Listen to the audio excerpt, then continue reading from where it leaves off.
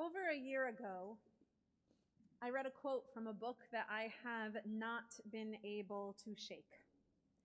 Like a literary earworm, it has been playing in the back of my mind on and off ever since, shaping the way that I think about and interact with the world. Joy is the gift of love. Grief is the price of love.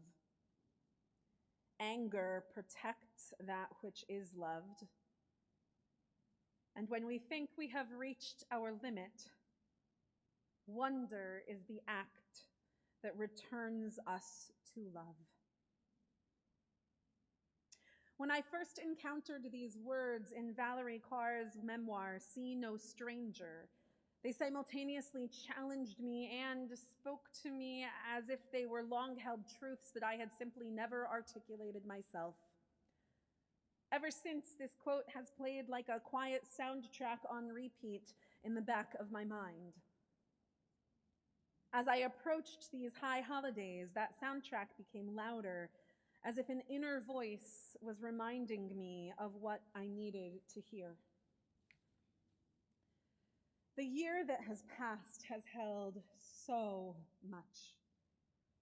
Heartache and heartbreak, grief and devastation, fear and worry, joy and wonder, numbness and abounding love. It has left me with a heart that both feels too much and too little, a heart that is both bursting and broken, a heart that wants to be, like the words on the covers of our prayer books, a lev shalem, a heart that is whole. And I can't help but wonder, is your heart, like mine, aching after this past year? My heart hurts so much that at times it feels as if the only way to keep going is to close off my heart, to build walls of protection so that I am not weighed down with grief. Is this how it began with Pharaoh, I wonder? Was his an aching heart before it was a hardened one? I don't want to become like Pharaoh.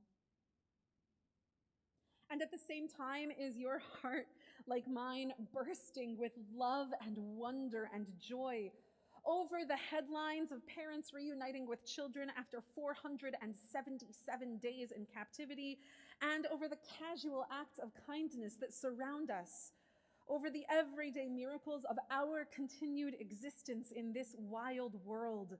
We are here to breathe in a new year. The challenge is how to do so with a heart that is neither bursting nor broken, neither overwhelmed nor hardened, but with a heart that is full, a heart that feels joy and grief and protective anger and wonder, a heart that is whole, that is a lev shalem. Perhaps that quote that has been playing as a soundtrack in my mind can offer us a guide. Joy is the gift of love. Anyone who has loved, a partner, a child, a parent, a friend, knows this truth, I think, deep in their soul. The mere presence of our loved ones makes our day brighter. Their excitement and successes excite us and make us proud. What we less often think about is that that gift of joy is not reserved only for those we hold closely, but for anyone we are willing to open our hearts to. How many of us yesterday, listening to Rabbi Rosen's sermon and hearing that story of two strangers on a train, felt a little joy at the end of it? For two strangers, fictional nonetheless. This means that I can choose to give myself the gift of joy every time I choose to love another person, Every time I choose to care, every time I choose to become invested in their story and their success. When I choose to love another, whether they are someone I see every day or someone I only vaguely know about, then their joys become a source of joy for me. Their successes become something I can quell about. Their existence becomes a reason for me to give thanks. We affirm this truth at every simcha, every joyous occasion, even if we rarely stop to think about it. How many times on this very bima have we sung, Siman Tov, Mazel Tov, Mazel Tov, Siman Tov? And how does that song end? Yehelanu l'chol Yisrael. This is not just a song of congratulations, and in fact, one could argue it isn't a song of congratulations. This is a song that says, this is a good sign, a moment that gives good luck lanu, to us, ulechol Yisrael, and to all the people of Israel. Because Judaism encourages us to feel a kind of familial love for all of our people, for all the Jewish people, those we know personally and those we only know by virtue of sharing the same story that anchors us to our past and to a shared tradition. This song is a communal declaration that when you celebrate a milestone, it is not only good for you, it is good for all of us.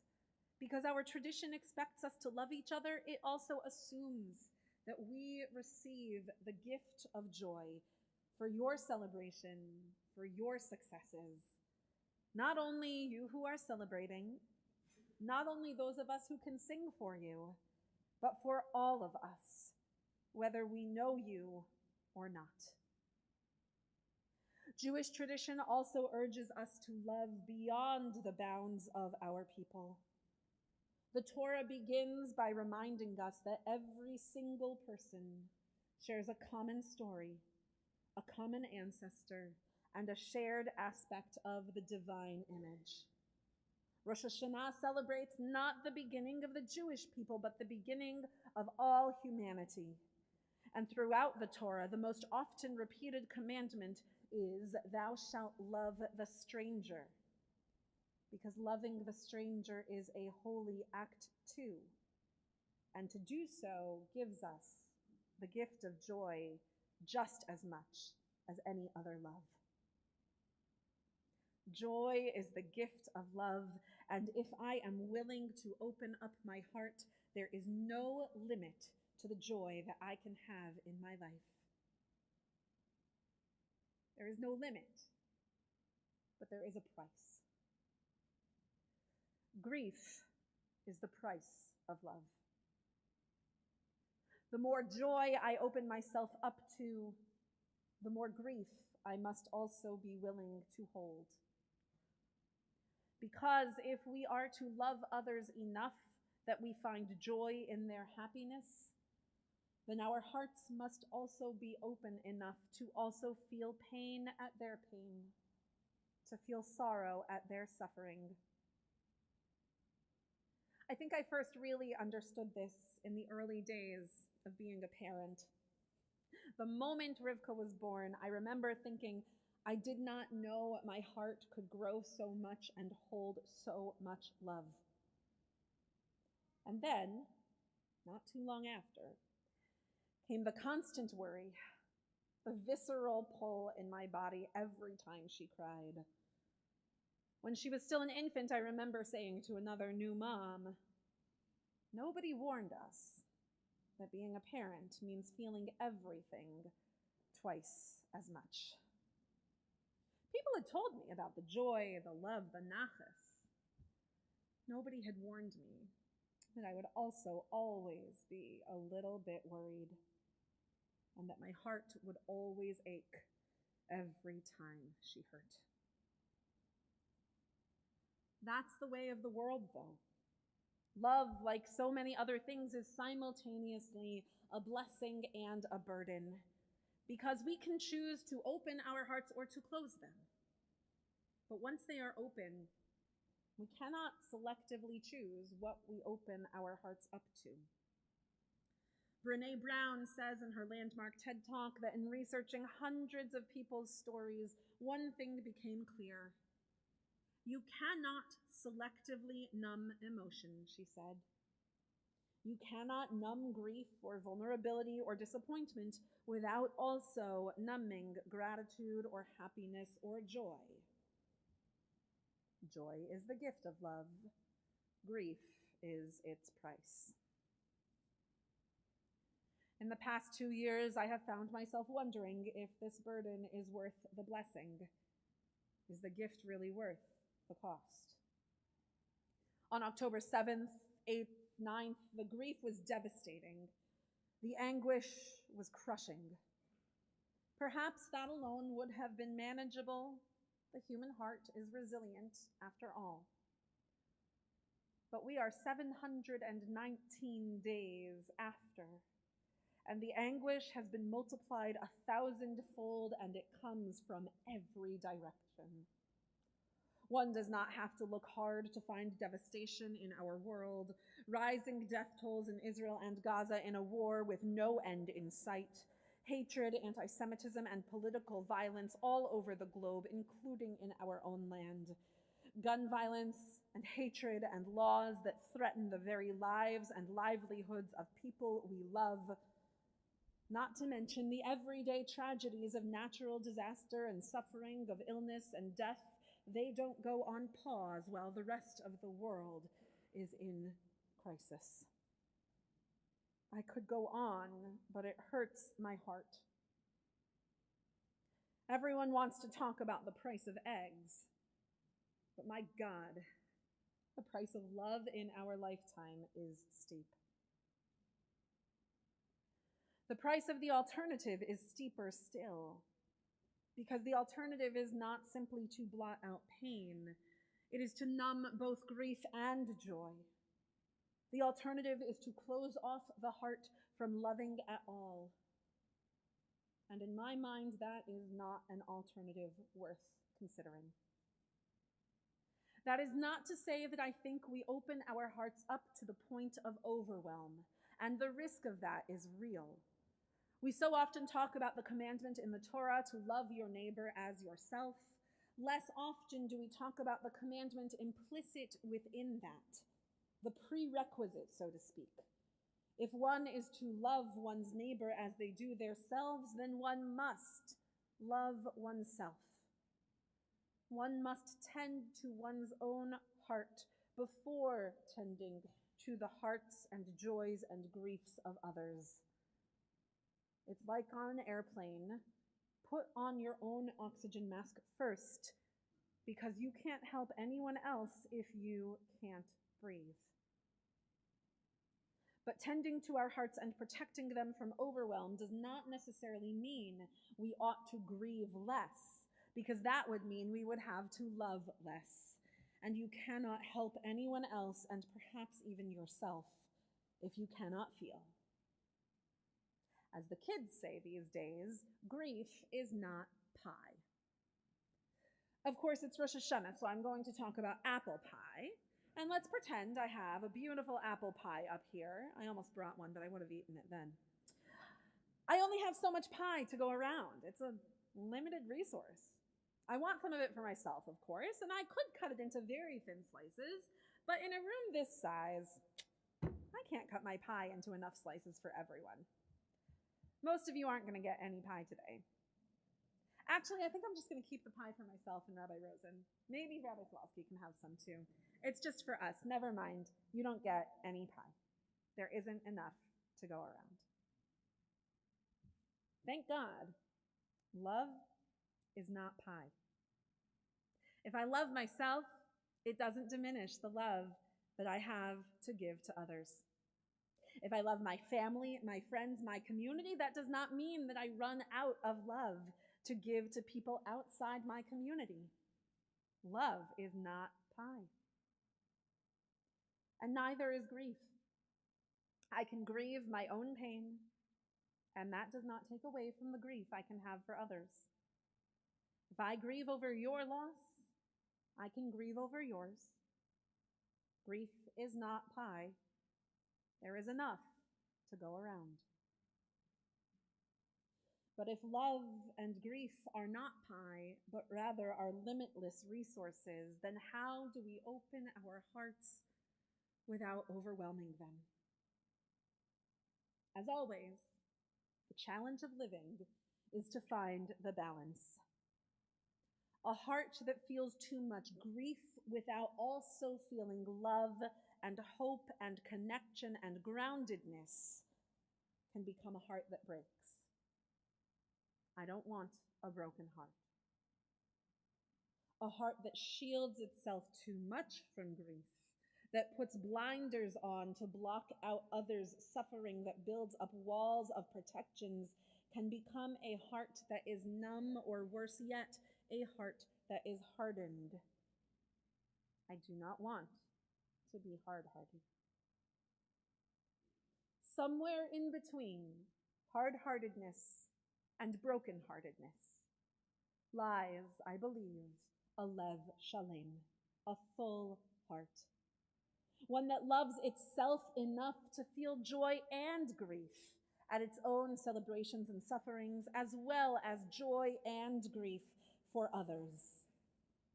A heart that knows it is loved by others and is willing to open itself up to that love.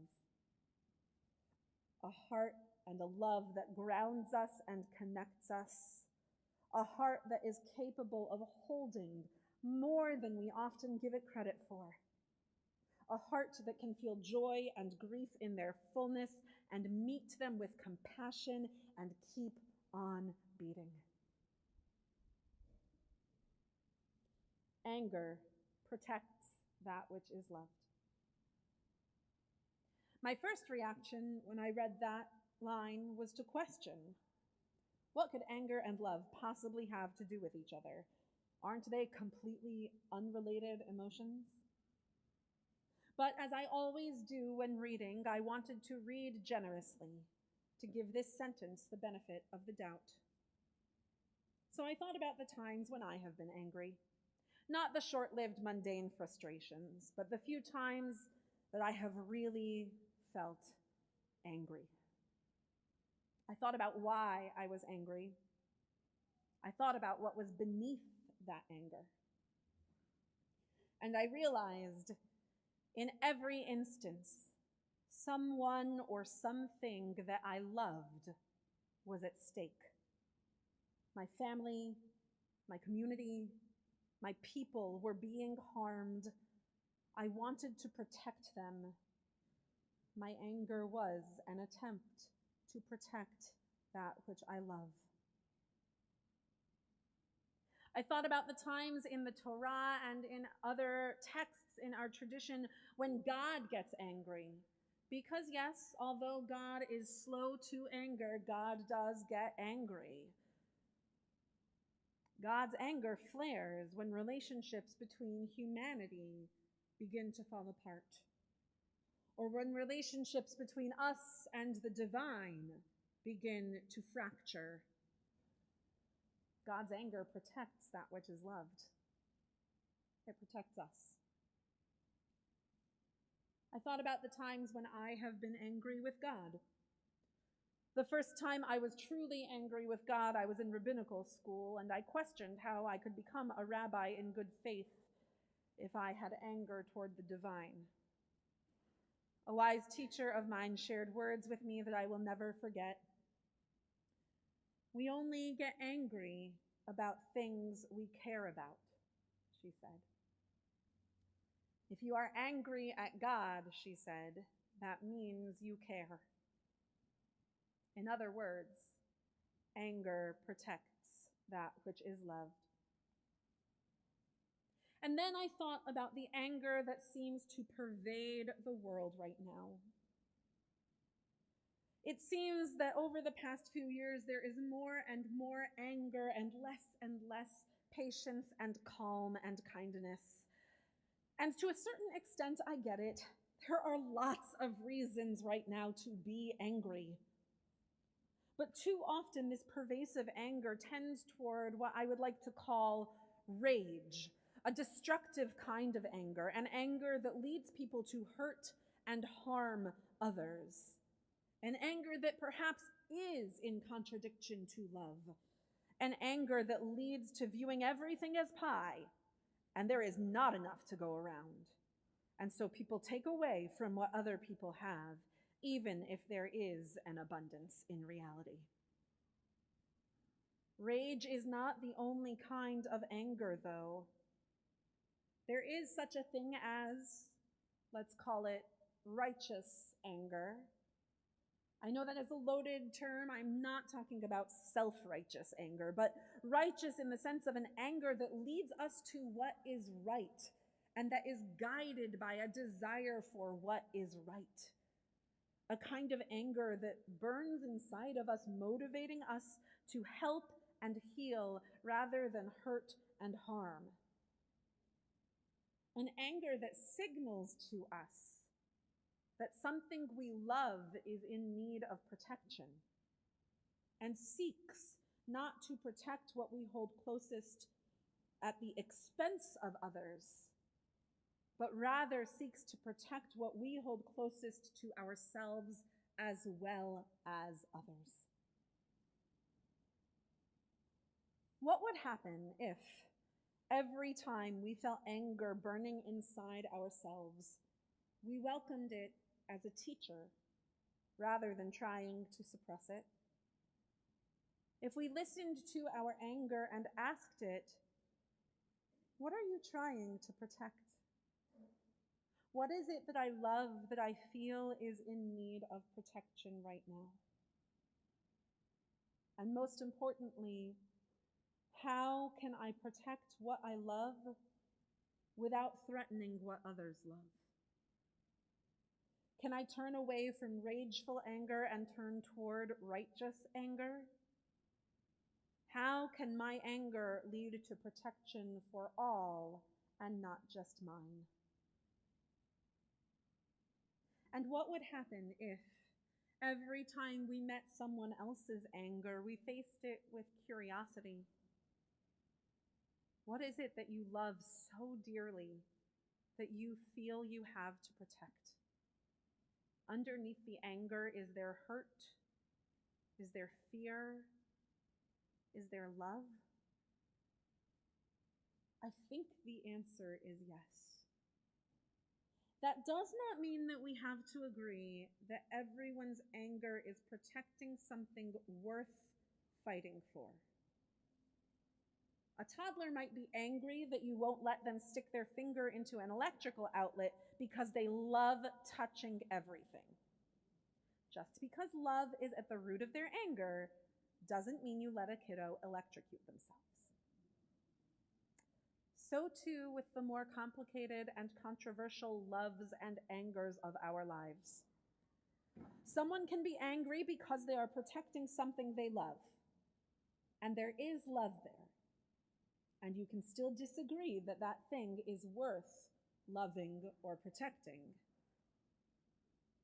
But I still think the way we interact with another's anger is different when we acknowledge that love and protection are at the core, regardless of whether we agree on what is worth protecting. And I wonder, how might this year be different from last year if we tend to our own anger by uncovering the love at its root, and if we meet the anger of others with curiosity about what that anger is protecting? How might the world be different if we embrace this dynamic between anger and love? Joy is the gift of love.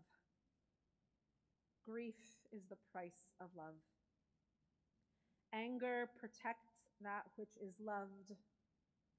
And when we think we have reached our limit, wonder is the act that returns us to love. 5785, this year that has just come to a close, brought with it joy and grief and anger. My heart burst and broke and stretched, and I will confess there were times when my heart became numb and I thought it had reached its capacity. But when we think we have reached our limit, wonder is the act that returns us to love. These are the Yamim Noraim, the days of awe, and because Hebrew has such beautiful multi-layered meanings, they are also the Yamim Noraim, the days of wonder. So let us wonder what our hearts are capable of. Can we love a little more deeply, a little more gently, a little less defensively, and a little more generously? As we enter 5786, I pray that we are able to face the year ahead with whole hearts. Hearts that are loving enough to share in others' joy and open enough to share in others' grief.